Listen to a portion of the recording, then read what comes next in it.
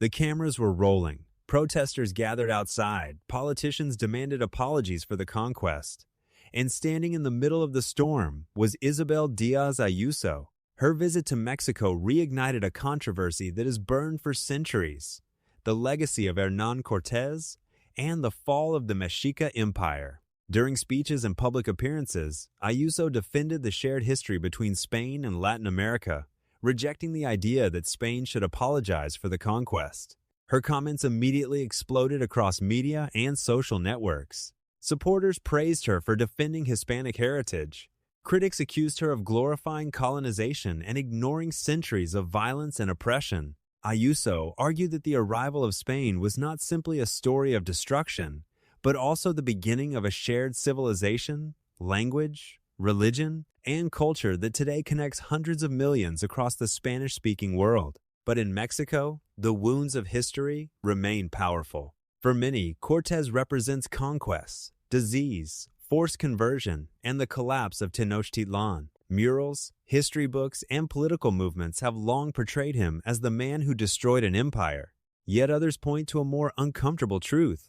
Cortés did not conquer Mexico alone.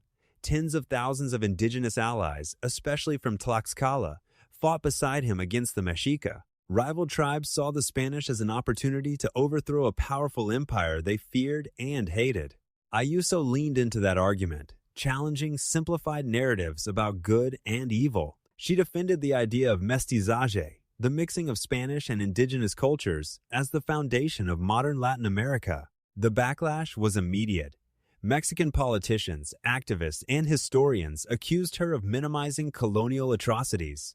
Social media turned into a battlefield of memes, outrage, and nationalism. Some celebrated her boldness. Others called her comments offensive and arrogant. But controversy followed her everywhere she went. Interviews became viral. Headlines exploded across Spain and Latin America.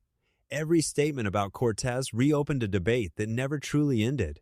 Was the conquest the birth of modern Mexico, or its greatest tragedy? More than 500 years after Spanish ships first arrived on the shores of Mesoamerica, the ghosts of the conquest still divide millions. And during her visit, Isabel Diaz Ayuso stepped directly into the fire, defending a version of history many believe should never be celebrated, while others insist should never be erased.